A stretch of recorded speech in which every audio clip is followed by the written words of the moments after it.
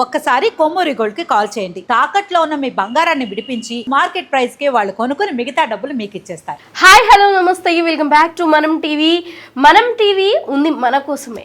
So నేను మీ రమ్య, నేను Rebecca. So ఈరోజు మనం అమ్మాయిలు చేసే అరాచకాల గురించి మాట్లాడుతున్నాం. హస్బెండ్స్ ఆ అరాచకాలను చూసి తట్టుకోలేక చనిపోయిన సందర్భం గురించి మాట్లాడుకుందాం. సో రెబేకా, నువ్వేమంటావు? అమ్మాయిలమే, బట్ అమ్మాయిలు చేసే అరాచకాలు, వాళ్ళు తెగింపు చూస్తే భయం వేస్తుందంటావా? ఎస్, భయం వేస్తుంది. అలాంటి ఓ సంఘటన 3 months బ్యాక్ జరిగింది. గుర్తుందా? కుకట్పల్లిలో ఉన్నటువంటి భార్య భర్త సాఫ్ట్వేర్ జాబ్, చాలా చక్కగా దేంటిలో కూడా లోటు లేకుండా లగ్జరీగా బ్రతికే వీళ్ళ లైఫ్లో భార్య చేసినటువంటి ఒక తప్పు వల్ల ఈరోజు ఆ భర్త ప్రాణాలు తీసుకున్నాడు, అంటే మరణానికి పాల్పడింది.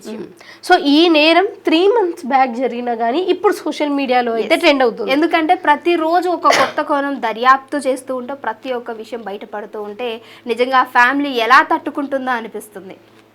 సో రెబేకా, మనం ఫస్ట్ అసలు అక్కడ జరిగిన సంఘటన ఏంటి, అసలు ఓవరాల్గా అసలు ఏం జరిగింది అన్నది మనం ఒకసారి చూసుకున్నట్లయితే, సో మెయిన్గా ఇది కూకట్పల్లిలో జరిగిందండి. అబ్బాయి సాఫ్ట్వేర్ ఇంజనీర్, మంచి శాలరీనే, హ్యాపీగా పోషించగలడు. కానీ అమ్మాయికి అది సరిపోలేదు. ప్రేమ వద్దంట, ఇంకేదో కావాలంట. శృంగారం వైపే తన మనసు తిరిగింది. ఇంకేం చేస్తారండి, ఎవరైనా భర్తలు భార్యకి ఏం కావాలా అని ఆలోచిస్తారు, కానీ భార్య లోతులో తన మనసులో అసలు ఏముంది, ఎలాంటి దురుద్దేశం ఉంది అన్నది ఎవరు చూడలేరు. ఎవరికైనా సరే అది చూడలేదు కాబట్టే ఈ రోజు తన బలవత్ మరణానికి రోజు వచ్చింది. 2 చిన్న పిల్లల్ని వదిలేసి ఆ తండ్రి ఆత్మహత్య చేసుకున్నాడు అని అంటే ఆ కుటుంబంలో ఎంతటి నిజంగా దారుణమైన సంఘటన చోటు చేసుకుందని మనందరం కూడా గుర్తించవచ్చు. అండ్ కొన్ని సందర్భాలలో రెబేకా, పెద్దవాళ్ళు అంటూ ఉంటారు, మీకేం తెలీదు, పెళ్లి చేసుకొని అంటే ప్రేమించి పెళ్లి చేసుకునేది ఉంటే ఇలాంటి దుర్ఘటనలు జరుగుతాయి, పెద్దవాళ్ళు నిశ్చయించి పెళ్లి చేసుకునేది ఉంటే 100 ఏళ్ళు బాగుంటారని అంటారు.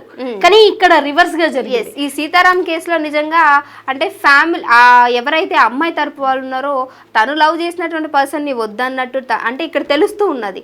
నేను మంచి సంబంధం చూస్తానంటే ఇక్కడ నిజంగా ఫ్యామిలీ మంచిదైంది, కానీ ఎవరైతే మంచి సంబంధం చూస్తారన్నారో ఆ ఫ్యామిలీ మంచిది కాకుండా అయ్యి ఈరోజు ప్రాణాన్ని తీసినటువంటి పరిస్థితి కనిపిస్తుంది. సరే, అసలు ఇక్కడ ఓవరాల్ గా ఆ హస్బెండ్ ఎందుకు చనిపోయాడు అనే విషయానికి వస్తే, భార్య కేవలం ఒక 2 నెలల డాటా తీసేసరికి ఒక భార్య 6గురితో శృంగారం వీడియోలు, వేరే వాళ్ళతో ఫోన్లు, టెక్స్టింగ్లు ఇవన్నీ చూసి భర్త తట్టుకోలేకపోయాడు. ఏ భర్త అంటే తట్టుకునేది? అండ్ ఇంతకు ముందు కూడా ఇతను ఏం చేశాడు అంటే ఒక వీడియో చూసాడు. ఆ వీడియోలో ఏంటి, భర్త ఆఫీస్కి వెళ్ళిపోయాక ఈ భార్య వాళ్ళ బాయ్ ఫ్రెండ్ అని పిలిపించుకొని ఆ బాయ్ ఫ్రెండ్తో శృంగారం అంటే కంప్లీట్ శృంగారం చేసే వీడియోని ఈమె ఫోన్లో రికార్డ్ చేసి ఈమె ఫోన్లో ఉన్న ఆ రికార్డింగ్ని వాళ్ళ బాయ్ ఫ్రెండ్కి పంపించి వాళ్ళ బాయ్ ఫ్రెండ్ త్రూ సోషల్ మీడియాలో పెట్టించింది. సో ఆ సోషల్ మీడియాలో పెట్టిన తర్వాత 3 గంటలలో 2000 మంది చూశారు. అది చూసి తట్టుకోలేక అసలు కన్న తండ్రికి చెప్పుకోలేరు, కొలీగ్స్కి చెప్పుకోలేరు, అసలు ఎవరికి చెప్పుకునే సిచ్యువేషన్ అది. సో ఆ మధ్య కాలంలోనే ఈ పంచాయతీ ఆల్రెడీ ఒకసారి జరిగింది. ఇది ఇప్పుడు ఏదైతే జరిగిందో ఇది 2వ జరిగింది. అంటే జరిగిన తర్వాత ఛాన్స్ ఇవ్వడం తప్పైపోయింది ఇక్కడ. అవును, ఎందుకంటే ఫస్ట్ టైం జరిగినప్పుడే ఆ అమ్మాయి క్యారెక్టర్ ఏంటి అన్నది మనం పక్కకు పెట్టేసి ఆ అమ్మాయినే పక్కకు పెట్టేది ఉంటే ఈ రోజు నువ్వు చాలా హ్యాపీగా నీ పిల్లలతో ఇంకో కొత్త అమ్మాయితో హ్యాపీగా ఉండేవాడు. కానీ తప్పు చేసావు, ఆ అమ్మాయికి మళ్ళీ ఇంకో ఛాన్స్ ఇచ్చేసి ఈ రోజు నువ్వు భూమి మీద లేకుండా పోయావు. ఇది నిజంగా చాలా బాధాకరమైన విషయము. నువ్వు ఇంకా అంటే ఒక్క వీడియోనే అంటున్నావు, అసలు ఇప్పుడు బయటకు వచ్చిన డేటా ఏంటో తెలుసా? ఆ అమ్మాయి ఒకటేసారి ఎట్ ఏ టైం 2తోటి ఆ పని చేస్తూ వీడియో తీసుకుంది. అందుకే కదండి మరి 19 పేజీల బాధాకరమైన విషయాన్ని అతను రాశాడంటే దాంట్లో ఏదో చిన్న విషయం ఉంది అన్నది కాదు. తను ఎంత బాధపడిపోతే ఒక భార్య అలా చేస్తే ఏ మొగాడైనా తట్టుకోగలడా? అసలు తట్టుకొని నిలబడగలడా? ఆల్రెడీ ఆ తప్పు జరిగింది, ఇంకా తను నాకు వద్దు అని అనుకున్నా సరే పిల్లల గురించి ఆలోచించి మళ్ళీ వాళ్ళ పెద్దవాళ్ళు కూడా, ఆ అమ్మాయి ఎవరైతే ఉన్నారో ఆ అమ్మాయి వాళ్ళ పేరెంట్స్ కూడా ఇంకా నువ్వు ఏది చెప్తే అదే ఏంటది, చేసింది తప్పే, కుక్కిన పెయిన్ లాగా ఉంటుంది, నా బిడ్డ కనీసం ఫోన్ కూడా అవసరం లేదు అలా ఒక మూలను పడి ఉంటుంది భార్యలాగా అని చెప్పి మళ్ళీ వాళ్ళిద్దరిని కలిపిని చూసారా, గది మీ తప్పు. ఎందుకంటే ఈ రోజైనా చచ్చిపోవడానికి సగం కారణం నువ్వే. నీ బిడ్డ తప్పు అని తెలిసినప్పుడు నీ బిడ్డకెళ్ళే అసలు వదిలేయాల్సింది నీ బిడ్డని. మళ్ళీ అట్లా కలపడం వల్లనే కదా చచ్చిపోయింది. దొంగతనమో లేదా అబద్ధం ఆడిందో మళ్ళీ సెకండ్ ఛాన్స్ ఇవ్వండి అన్నట్టు అడిగినట్టుంది ఇక్కడ. మళ్ళీ ఇక సెకండ్ ఛాన్స్ లో కూడా సరే నాకు లైఫ్ వచ్చింది అని చూసుకోలేదు. అవును, ఒక 2 ఏళ్ల బాబుని గడిపెట్టేసి పారిపోయింది. ఆ పారిపోయిన తర్వాతనే ఇతను చనిపోవడం జరిగింది. ఇంకా తిను మారది అని తనకు అర్థమైపోయింది. సో ఆ గడిపెట్టే విధానం మనం చూస్తే కూడా గడిపెట్టిన ఒక 1-2 గంటల లోపు వాళ్ళ ఎవరైతే ఉన్నారో వాళ్ళ హస్బెండ్ తిరిగి వచ్చాడు కాబట్టి ఆ బాబు బతికాడు. లేకపోతే అసలు ఆ బాబు పరిస్థితి ఏంటి? కన్న కొడుకుని కన్న బిడ్డను కూడా తను నోచుకోలేకపోతే అసలు ఇంకా అంటే ఫీలింగే నిజంగా కన్న పేగు అనే ఫీలింగే ఉంటే ఈ రోజు అమ్మాయి ఆ తప్పు చేసి ఉండేది కాదు బహుశా. సో అలాంటి వాళ్ళు చాలా మంది ఉంటారు. ఈ రోజు నిజంగా అమ్మాయిల కోసం ఎంతో రెస్పెక్ట్ ఉంటుంది. సో వాళ్ళకి ఈ చేస్తున్న పని అన్నిటిలో కూడా ఫస్ట్ ఆఫ్ ఆల్ అబ్బాయిల కంటే నిజంగా అమ్మాయిలకి దేంట్లో అయినా సరే స్థానం ఎక్కువ ఉంటుందంట. అలాంటిది ఈ రోజు ఇలాంటి వాళ్ళ వల్ల నిజంగా అమ్మాయిలమై ఉండి ఇలా మాట్లాడడానికి కూడా సిగ్గుపడుతున్నాం. ఎందుకంటే ప్రతి ఒక్క దాంట్లో ఈ అక్రమ సంబంధాలకి ఫస్ట్ దారి తీస్తుంది ఎవరు అని అంటే నిజంగా ఆడవారని చెప్పొచ్చు.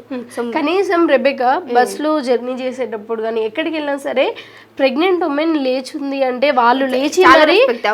సో అలాంటి భారతీయ కల్చర్లో అలాంటి భారతీయ సంస్కృతిలో ఇలాంటి నీచమైన అక్రమాలు చేసే ఎవరైతే ఆడపిల్లలు ఉన్నారో వీళ్ళని ఎట్టి పరిస్థితులలో క్షమించడానికి వీల్లేదు. వీళ్ళకు అతి కఠినంగా శిక్షలు పడితేనే వాళ్ళు బ్రతుకుతారు. ఇలాంటి వాళ్ళు మగవాళ్ళు ఎవరైతే ఉన్నారో వాళ్ళకి న్యాయం జరిగినట్టు ఉంటుంది. సో చూసారు కదండి, అసలు ఇలాంటి అఘాయిత్యాలు తగ్గాలన్నా కానీ ఈ ఇల్లీగల్ ఎఫైర్లు పెరగకుండా తగ్గాలి అంటే అసలు ఏం చేస్తే బాగుంటుంది అన్నది మీరు కూడా ఒకసారి కింద కామెంట్ సెక్షన్లో కామెంట్ చేయండి. అండ్ మీరు కూడా ఇలాంటి ఆడవాళ్ళు ఎవరైతే ఉన్నారో అంటే పెళ్లి తర్వాత కూడా ఇల్లీగల్ ఎఫైర్ని ప్రోత్సహించే వాళ్ళు దయచేసి మీరు తగ్గండి. ఎందుకంటే మీ వల్ల అసలు ఎన్ని అక్రమాలు జరుగుతున్నాయి, ఎన్ని కుటుంబాలు కూలిపోతున్నాయి అన్నది మీకు అర్థం కావట్లేదు. అండ్ ముఖ్యంగా ఇంతసేపు మనం ఒక మహిళ గురించి మాట్లాడాం కదా, అయితే ఆ మహిళనే గట్టిగా అడిగినప్పుడు తను చెప్పిన సమాధానం ఏంటో తెలుసా? అయితే నేను పెళ్లికి ముందే నేను ఒక అబ్బాయిని ప్రేమించిన తర్వాత ఆ అబ్బాయినే పెళ్లి చేసుకుంటాను అని ఇంట్లో చెప్పాను. ఇంట్లో చెప్పినా కానీ మా నాన్న ఏం చేశాడు, నీకు ఇంతకంటే మంచి సంబంధం చేస్తానని ఈ సాఫ్ట్వేర్ కుటుంబం సీతారామన్ అయితే తీసుకొని వచ్చి పెళ్లి చేయడం జరిగింది. సో ఇక్కడ పేరెంట్స్ కూడా ఎవరైతే మీ పిల్లలైతే ప్రేమిస్తున్నారో కొంచెం ఆలోచించండి, వెనక ముందు వెరిఫై చేయండి, వెరిఫై చేశాకే పెళ్లి చేయండి. అండ్ ఈ అమ్మాయిని మంచిది ఒక విషయం తెలుస్తూ ఉంది ఏంటంటే నిజంగా అలా ప్రేమించి నా తండ్రి వద్దన్నాడు అని అంటే 2 పిల్లలు పుట్టిన తర్వాత ఇలాంటి దురుద్దేశం రావడం ఒక్కలి కాదు 6గురితోటి తిను చేసినటువంటి ఆ చండాలమైన నీచమైన పని బయటకి రావడం అంటే అమ్మాయిని ఏ విధంగా మాట్లాడాలనేది కూడా అమ్మాయిల మైండ్ మాకు అర్థం కావట్లేదు. అండ్ ఇంకొకటి ఒక అబ్బాయిని ప్రేమించాను అన్నప్పుడు ఇంతమంది బాయ్ ఫ్రెండ్స్ ఎందుకు వస్తున్నారు ఆ అమ్మాయి లిస్ట్లోకి అన్నది కూడా ఇక్కడ అర్థం కాని విషయం. సో ఓవరాల్గా మెయిన్ చెప్పేది ఒకటే, అమ్మాయిలు ఎవరైతే ఇలాంటి అక్రమాలకు పాల్పడుతున్నారో ఇలాంటి ఒక అబ్బాయిల జీవితాలని నాశనం చేస్తున్నారు ఇలాంటి వాళ్ళని ఎట్టి పరిస్థితులలో వదలడానికి వీల్లేదు. వీళ్ళకు కఠిన శిక్ష పడాలి. మిగతా ఫ్యామిలీస్ ఎవరైతే ఉన్నారో పెళ్లి తర్వాత ఇలాంటి అక్రమాలను ప్రోత్సహించే వాళ్ళని ఎట్టి పరిస్థితులలో గట్టిగా శిక్షించాలి. ఇలాంటివన్నీ తగ్గేలాగా చూసుకోవాలి. అండ్ ఇలాంటివి తగ్గాలి అంటే అసలు మీరేమనుకుంటున్నారో కూడా కింద కామెంట్ సెక్షన్ లో కామెంట్ చేయండి. మర్చిపోకండి. ఇంకో వీడియోతో మళ్ళీ మీ అందరి ముందుకు వస్తాం. చూస్తూనే ఉండండి ఆర్ ఛానల్.